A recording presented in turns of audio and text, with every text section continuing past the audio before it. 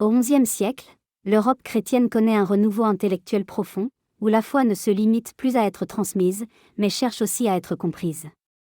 Dans ce contexte naît vers 1033, à Aoste, un homme qui marquera durablement la pensée chrétienne, Anselme. Dès son enfance, il manifeste une intelligence vive et une sensibilité spirituelle qui l'oriente vers une quête à la fois intellectuelle et intérieure, cherchant à comprendre les mystères de Dieu sans jamais les réduire à de simples idées. Sa jeunesse est marquée par des tensions familiales et un désir d'indépendance. Il quitte sa région pour entreprendre un long voyage à travers l'Europe, à la recherche d'un lieu où il pourra approfondir sa réflexion et sa relation avec Dieu.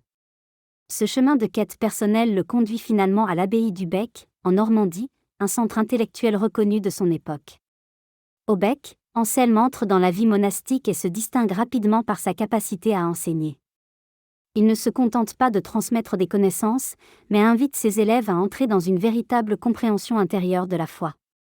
Pour lui, croire ne signifie pas renoncer à penser, mais au contraire chercher à comprendre plus profondément ce que l'on croit. Sa pensée s'exprime dans une formule célèbre, la foi cherchant l'intelligence. Cette approche devient centrale dans son enseignement et influence toute la tradition théologique occidentale. Il montre que la raison peut éclairer la foi sans la remplacer, et que la foi donne à la raison une orientation vers la vérité. Avec le temps, il devient abbé, puis est appelé à une mission encore plus exigeante, devenir archevêque de Cantorbéry, en Angleterre. Cette responsabilité le place au cœur de tensions politiques importantes, notamment avec le roi, concernant l'autorité de l'Église. Anselme doit faire face à des pressions pour céder sur certaines questions essentielles.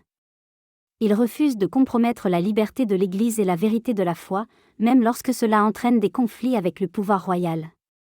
Il s'oppose au roi pour défendre l'indépendance de l'Église. Cette opposition le conduit à l'exil. Loin de son siège, il continue à écrire, à réfléchir et à approfondir sa compréhension de Dieu. Cette période difficile devient pour lui un temps de maturation spirituelle et intellectuelle.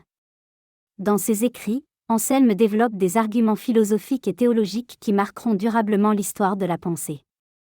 Il cherche à montrer que la foi est raisonnable et qu'elle peut être expliquée sans être réduite. Après des années de tension, il finit par être rétabli dans sa fonction. Son témoignage devient un exemple de fidélité, non seulement dans la pensée, mais aussi dans l'action. Il meurt le 21 avril 1109, laissant derrière lui une œuvre intellectuelle immense et un exemple de courage face aux défis de son temps.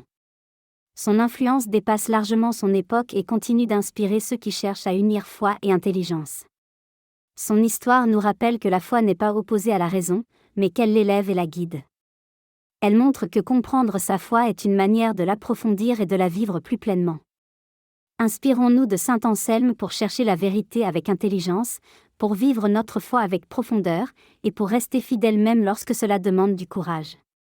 Saint Anselme nous enseigne que la foi et la raison ne s'opposent pas, mais qu'elles se complètent pour conduire à la vérité.